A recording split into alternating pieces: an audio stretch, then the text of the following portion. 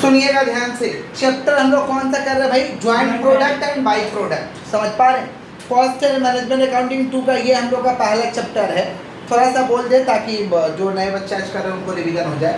किसका बात करें हम लोग? Joint product and by product. Joint product क्या होता है? ज्वाइंट प्रोडक्ट मैंने नाम से ही पता चल रहा है कि एक से जब ज़्यादा प्रोडक्ट रहेगा, एक से जब ज़्यादा प्रोडक्ट रहेगा उसे क्या कहेगा? Joint product. तो एक से ज़्यादा प्रोडक्ट रहेगा मतलब कॉमन प्रोसेस करके उससे जब एक से ज़्यादा हमें प्रोडक्ट मिल जाता है, उस प्रोडक्ट को हम क्या कहते हैं? Joint product. एग्जाम्पल के तौर पे आप लोगों को दिखाए थे कि जैसे मान लीजिए आप धान डाल रहे मशीन में, ये मान लीजिए मशीन है, यहाँ पे आप पैदी डाल दिए, धान डाल दिए, तो इधर प्रोसेस चलेगा। एक साथ जो खर्चा लगेगा उसको क्या कहते हैं? ज्वाइंट कॉस्ट या टोटल कॉस्ट। प्रोसेस चल रहा है, एक साथ जो खर्चा लग रहा है उसे क्या कहते हैं? ज्वाइंट कॉस्ट या टोटल कॉस्ट। अब यहाँ से मान लीजिए 2 प्रोडक्ट निकला, एक निकल गया हस्क और एक निकल गया राइस। एक निकल गया हस्क और एक क्या निकल गया? तो 2 प्रोडक्ट हो गया ना। समझ पा रहे? इसी को हम क्या कहते हैं? Joint product. अब ज्वाइंट प्रोडक्ट में एक तो प्रोडक्ट मेन हो जाता है, बाकी प्रोडक्ट सब्सिडियरी हो जाता है। कहीं कहीं पे एक से ज़्यादा भी प्रोडक्ट निकलते हैं। कहीं कहीं पे आप प्रोसेस करिएगा तो एक से ज़्यादा प्रोडक्ट मिलेगा। तो एक प्रोडक्ट क्या हो जाएगा भाई? Main product. और दूसरा प्रोडक्ट क्या कहलाएगा आपका? By product, subsidiary product, by product. जैसे हंस अब भूसा या तो बेचिएगा या तो जलावन का काम में लाइएगा। समझ पा रहे हैं क्या बोल रहे हैं कि नहीं समझ पा रहे? या तो गाय भैंस खाएगा, यही काम में आएगा ना। तो ये बाई प्रोडक्ट हो गया, ये क्या हो गया? Main product. खर्चा तो एक साथ लगा, एक साथ खर्चा लगा, इसको ज्वाइंट कॉस्ट या टोटल कॉस्ट कहते हैं। इसके बाद भी खर्चा लग सकता है, जहाँ से ये प्रोडक्ट अलग हुआ है, बालक हाथ को स्टॉप करो, ये जहाँ से प्रोडक्ट अलग हुआ है इसके बाद भी खर्चा लग सकता है। इसके बाद जो खर्चा लगेगा इसको हम क्या कहते हैं? Cost after split up point. Cost after माने यहाँ से ये प्रोडक्ट अलग हो गया, अब इस पे खर्चा हो रहा है, इसको हम कहेंगे cost after split up point. इस पे जो खर्चा हो रहा है इसको क्या कहेंगे? Cost after split up point. समझ पा रहे हैं कि नहीं समझ पा रहे? मैंने बाद में मैंने या ऐसे बोल सकते हैं कॉस्ट आफ्टर सेपरेशन पॉइंट। कौन सा पॉइंट? Separation point. तो देखिए सेपरेशन पॉइंट का खर्चा पता करना आसान है कि हस्क पे इतना लग गया, राइस पे इतना लग गया, ये आपको सवाल में दिया जा सकता है। लेकिन ये ज्वाइंट कॉस्ट को पता करना पड़ेगा क्योंकि एक साथ ऑपरेशन चला है, एक साथ खर्चा लगा है। तो मुख्य रूप से इस चैप्टर में हम लोग ज्वाइंट कॉस्ट को ही बांटते हैं, टोटल कॉस्ट को ही बांटते हैं। समझ पा रहे हैं? इसमें मुख्य रूप से यही काम रहता है। क्लियर है क्या? यही बांटना हमारा मुख्य रूप से इसमें इसी के इर्द गिर्द चैप्टर चलेगा। क्लियर है? तो when 2 or more product obtained from common process is called कौन सा product? joint product. One product is main product and other product is subsidiary product. That is called by product. That is called by product. समझ पा रहे हैं? Cost incurred up to separation point. Cost incurred up to separation point. It's called joint cost या total cost. Joint cost या total cost. और cost incurred after the separation point is called क्या कहेंगे हम लोग? Separated cost. क्या कहेंगे? या cost after point of split up. Cost after point of या स्प्लिट अप कॉस्ट कहेंगे। क्या कहेंगे हम लोग? Split up cost. क्लियर है क्या? पक्का?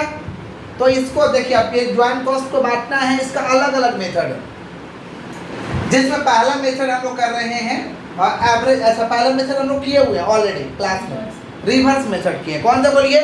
जो लोग वीडियो कर रहे हैं, जो लोग क्लास नहीं किए, यूट्यूब में ऑलरेडी हम लोग का वीडियो अवेलेबल है। किसका बात कर रहे हैं हम लोग? Reverse method. किसका? रिवर्स मेथड ऑलरेडी हम लोग किए हुए हैं। सर्वे मेथड दूसरा किए थे, सर्वे मेथड भी हम लोगों का हुआ है, वीडियो यूट्यूब में अवेलेबल है ऑलरेडी। तो पहला कौन सा मेथड भाई? Reverse method. दूसरा कौन सा मेथड? और तीसरा हम लोग कर रहे हैं कौन सा?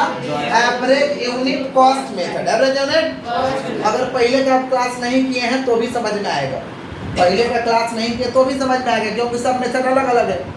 क्योंकि सब मेथड क्या है और मीनिंग तो समझा ही दिए कि चैप्टर का मीनिंग क्या है। समझ गए क्या बोले? क्लियर है? अच्छे समझिए, हम लोग कर रहे हैं आज के क्लास में कौन सा मेथड भाई?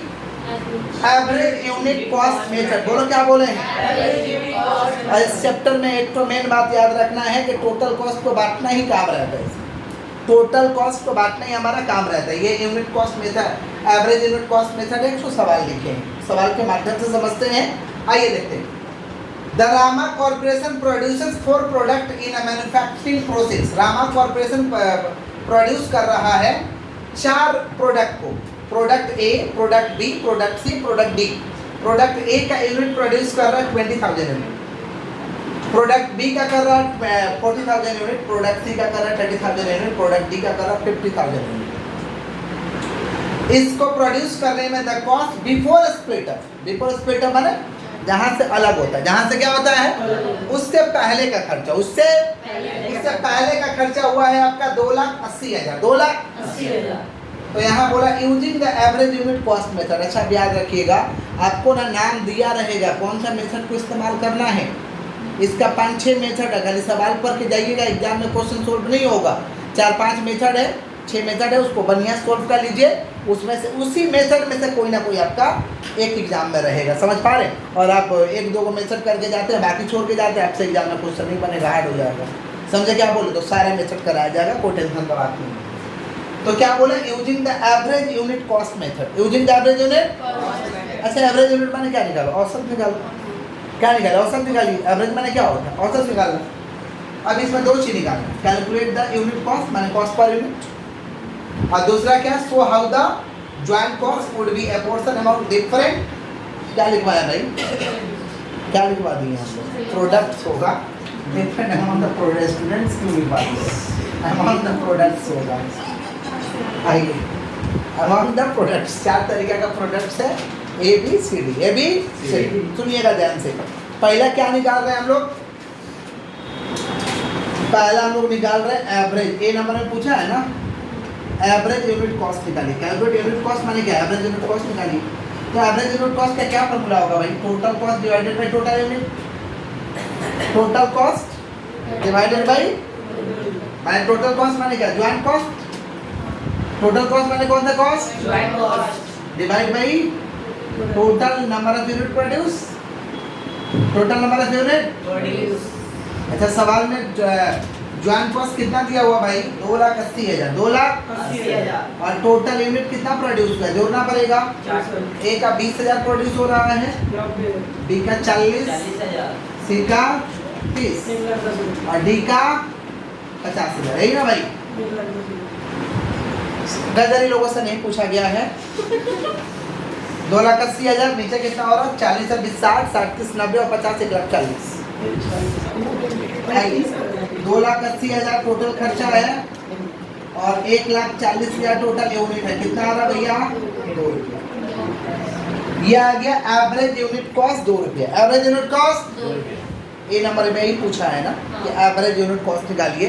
एवरेज यूनिट कॉस्ट कितना हुआ, 2 रुपया। कितना हुआ, 2 रुपया। फिर क्या पूछा है भाई कि cost apportion among different products. हम डिफरेंट स्टूडेंट लिखे थे, cost apportion among different products. The cost apportion among the different products. Cost apportion among the कौन सा प्रोडक्ट भाई, different products के हमको कॉस्ट को क्या करना है, एपोर्शन करना है। एपोर्शन करना माने बांटना है। एपोर्शन करना माने क्या करना है, बांटना है। तो प्रोडक्ट ए है, बी है, सी है, डी है। समझ पा रहे क्या बोल रहे हैं। Therefore प्रोडक्ट ए का कितना यूनिट है भाई, 20,000 और एक का दाम पता चल गया 2 रुपया, तो 20,000 इंटू 2 40,000 रुपये खर्चा होगा। प्रोडक्ट बी का कितना यूनिट है, एक का दाम है 2 रुपया, मैंने कितना हुआ 80,000। प्रोडक्ट सी कितना भैया, प्रोडक्ट सी 30,000 है, एक का दाम है 2 रुपया, 30,000 इंटू 2 60,000। और प्रोडक्ट डी कितना भाई, 50,000। तो प्रोडक्ट डी है 50,000, तो 50,000 इंटू 2 1,00,000। खर्चा बांट दिए, टोटल कॉस्ट बांट दिए, देख ले जोड़ के 2,80,000 आएगा। 1,60,000 और 80 कितना, 2,40,000, 2,40,000 से 40 2,80,000 हो गया। कोई तकलीफ। तो प्रोडक्ट ए पे हम कितना खर्च हो रहा भाई, share joint cost 40,000, product B पे 80,000, प्रोडक्ट सी पे 60,000, प्रोडक्ट डी पे 1,00,000। समझ पा रहे, देख रहे हैं मुख्य रूप से क्या करना रह रहा है चैप्टर में, ज्वाइंट कॉस्ट को बांटना ही रह रहा है। समझ पा रहे हैं क्या बोल रहे हैं। सॉल्यूशन हम लोग का कंप्लीट हुआ। कोई दिक्कत है, पूछना चाहते हैं, नहीं तो लॉक कर दिया जाए। उतारिए, उतारिए जल्दी, सुनिएगा ध्यान से।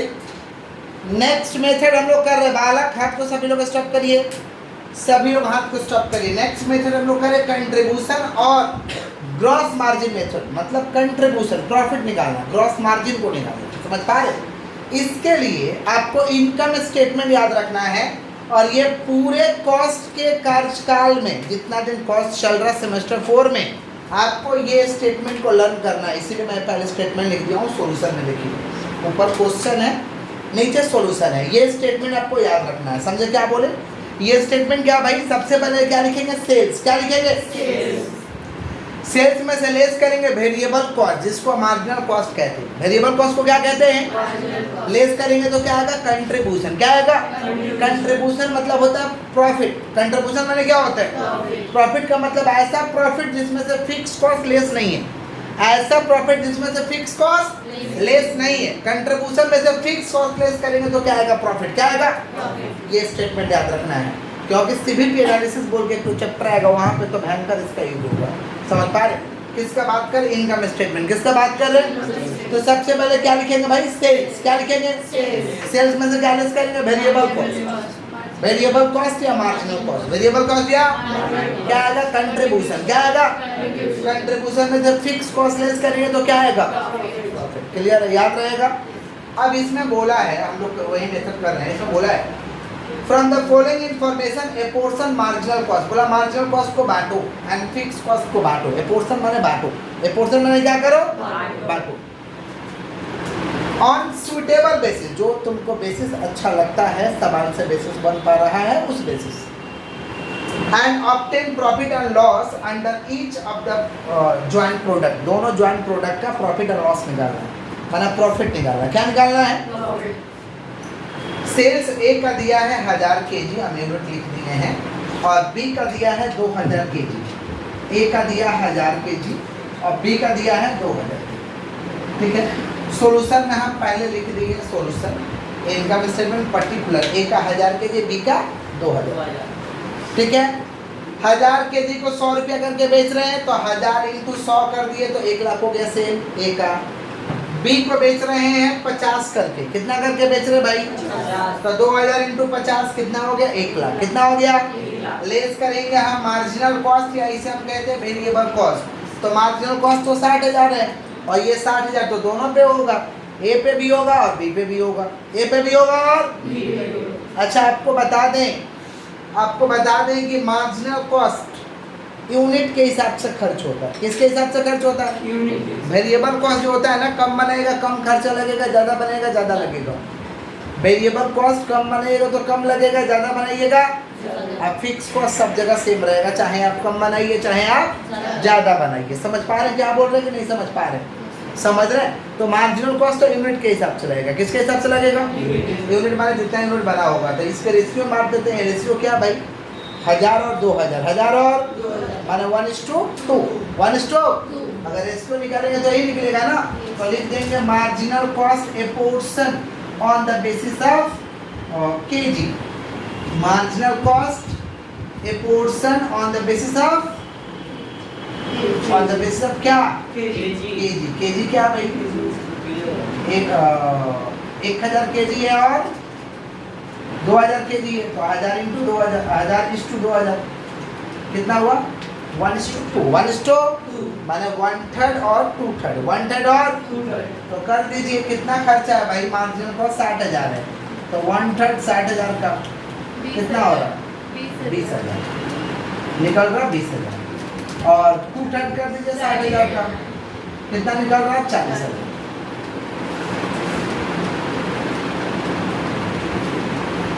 हो गया?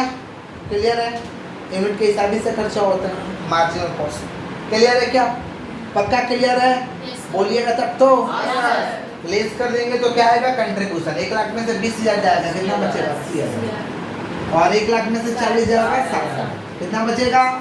ये हुआ कंट्रीब्यूशन। ये क्या हुआ? कंट्रीब्यूशन में से क्या लेस करेंगे भाई?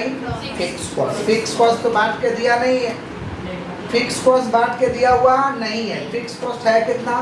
42,000। फिक्स कॉस्ट कितना भाई? 42,000। तो इसको बांटना पड़ेगा। तो देखो फिक्स कॉस्ट तो सब जगह सेम रहता है, लेकिन फिक्स कॉस्ट हम प्रॉफिट के हिसाब से बांट लेंगे। किसके हिसाब से बांटेंगे? प्रॉफिट। कंट्रीब्यूशन के हिसाब से। किसके हिसाब से? तो कंट्रीब्यूशन कितना है? हाथ को सेपरेट। कंट्रीब्यूशन कितना है? 80,000 और 60,000। 80,000 और तो 8:6 8:6 लिख देंगे fix cost a portion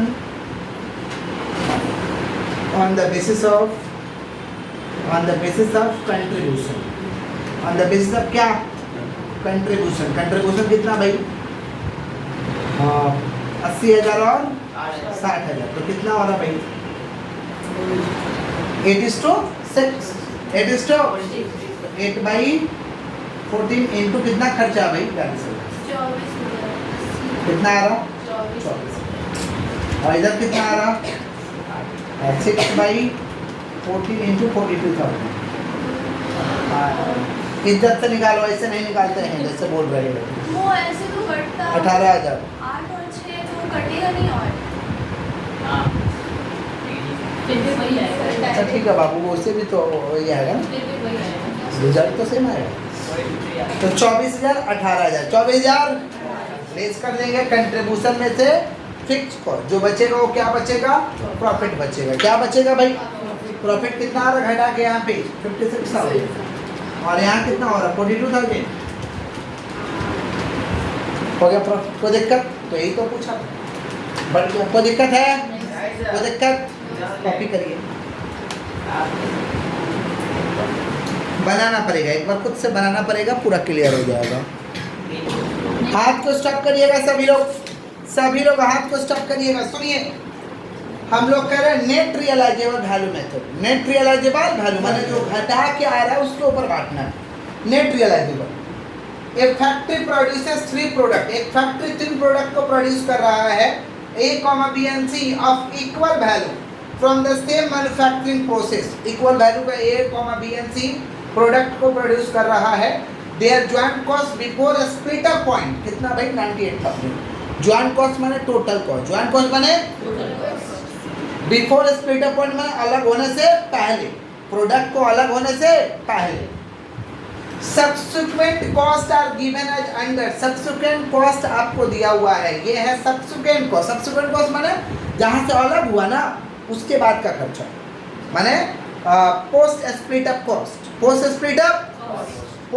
up माने जहां से अलग हो रहा है उसके बाद का खर्चा ये उसके बाद का खर्चा है ये देख रहे हैं ABC का जोड़ के दे दिया है नहीं देता तो हम जोड़ लेते मटेरियल है लेबर है ओवरहेड मटेरियल है लेबर है जोड़ के दिया 7,500 6,000 4500 ये है पोस्ट स्प्लिट अप कॉस्ट माने जहां से प्रोडक्ट अलग हुआ है एग्जांपल दिखाए थे ना उसके बाद का खर्चा उसको कहते हैं post split up cost sales दिया है प्रॉफिट दिया है सेल में से प्रॉफिट घटाएंगे क्या आएगा कॉस्ट सेल में से प्रॉफिट घटाएंगे क्या आएगा भाई सेल्स माइनस प्रॉफिट करेंगे तो क्या आएगा कॉस्ट में से हम लेस कर देंगे पोस्ट स्प्लिट अप कॉस्ट तो क्या बचेगा भाई रिमेनिंग कॉस्ट ही बचेगा उस रेशियो पे बांट देंगे कितना को बांट देंगे हम लोग 98,000 कितना को बांट देंगे देखिए कैसे बनेगा 2 मिनट में सॉल्यूशन हो जाएगा ऐसा क्वेश्चन देखिएगा तो बनाना बहुत ही आसान होता है क्या क्या है भाई ए है बी है सी है ना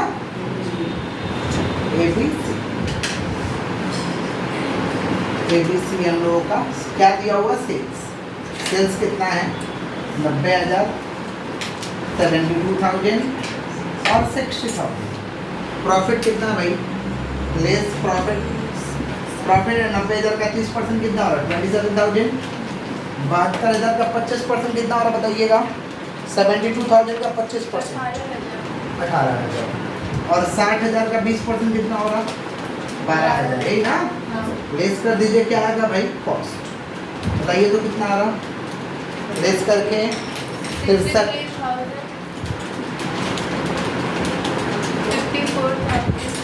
ये आ रहा ना कॉस्ट आ गया इसमें से लेस करेंगे पोस्ट स्प्लिट अप कॉस्ट कौन सा है भाई ये वाला देख रहे हैं जोड़ा हुआ पोस्ट स्प्लिट अप माने जहां से अलग हुआ उसके बाद का खर्चा जहां से अलग हुआ उसके तो लेस करेंगे हम लोग क्या चीज भाई पोस्ट स्प्लिट अप कॉस्ट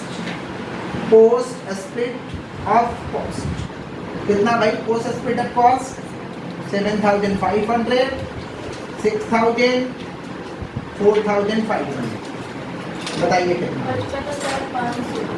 55,500 और 55,500 और क्या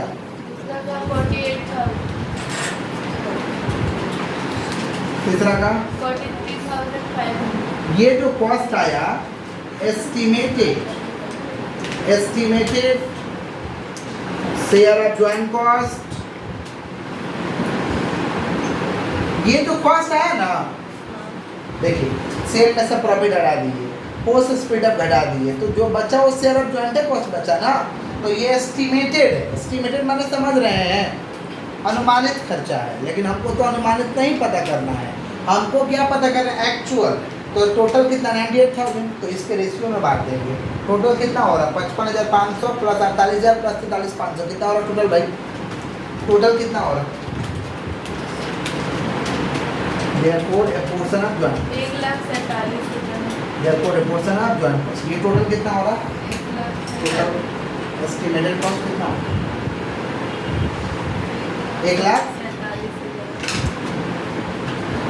1,47,000 टोटल एस्टिमेटेड। सुनिए, Therefore, a portion of कौन सा कॉस्ट? Joint cost. कौन सा कॉस्ट? कौन है भाई? ए है, बी है और सी है। ए का कितना है? 55,500 डिवाइड बाई 1,47,000 इंटू 98। समझ रहे हैं आप लोग? 55,500 इसका हिस्सा है, टोटल है 1,47,000, तो 55,500 डिवाइड बाई 1,47,000 इंटू 98 कर दीजिए। बी का कितना है? 48,000, टोटल है 1,47,000, 1,47,000 इंटू 98,000। और सी का कितना है? सी का है 43,500, टोटल है 1,47,000 इंटू 98,000। बताइए कितना? ये कितना हो रहा भाई? ये वाला 37,000, उसके बाद वाला 32,000 उसके बाद वाला पहला 37, दूसरा 32, तीसरा 29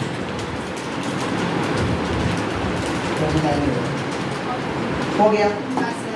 ए हुआ ए portion of joint cost, A portion of. अच्छा कभी कभी ना, कभी कभी बांटने जाइएगा तो ये estimated share of joint cost ना सेम आ जाता है, सेम मैंने ऐसा। टोटल जो कितना हो रहा है यहाँ 98 है ना, कितना है टोटल? 98, तो कभी कभी जोड़ के ना यहाँ 98 ही आ जाएगा, माना वो एक्चुअल है। आपको अलग से बांटने का दरकार, अब बांटेंगे तो भी क्या आएगा? वही आएगा, बांटेंगे तो वही आएगा। तो कभी कभी क्या होता है, लेस करने पे ना वो share of joint cost actual वाला आ जाता है। समझे क्या बोले कि नहीं समझे? समझे? कैसे पता चलेगा? ये टोटल करने से। टोटल ज़्यादा हो रहा है माने बांटना पड़ेगा, टोटल ज़्यादा हो रहा माने अब टोटल 98 ही हो रहा, तो बांटोगे। अच्छा एक मिनट, 55,500 डिवाइड में मान लो टोटल उतना ही हो रहा है, 98 हो रहा, तो करो तो 55,500 डिवाइड बाई 98 इंटू 98, तो 98 कटे तो 1 ना हुआ, 55,500 आएगा। कितना आएगा? सिंपल सा तो कैलकुलेशन है। समझे क्या बोल रहे हैं? तो कभी कभी ये टोटल सेम आ जाता है, तो आपको ये बांटने का दरकार नहीं है, वही हो जाएगा शेयर ऑफ ज्वाइंट कॉस्ट। कभी कभार ऐसा होता है, समझे? आज जब अलग रहेगा टोटल तो आपको ऐसे बांटना पड़ेगा, याद रहेगा ना? इस मेथड में ये करते हैं। कैसे पता चलेगा, कैसे सोल्व करना है? देखिएगा, सेल्स दिया है, प्रॉफिट दिया है, पोस्ट स्प्लिट ऑफ कॉस्ट दिया है, तो जो घटा देंगे, जो बचेगा उसको सॉल्व कर देंगे, बात खत्म। समझे? ये बहुत इंपॉर्टेंट है, बहुत बार पूछा गया है एग्जाम में। मेंशन नहीं करेगा कैसे सॉल्व होगा। मेंशन कर भी सकता, नहीं तो बोलेगा सूटेबल मेथड से कर दिया। ठीक है, सम को देख के समझना होगा।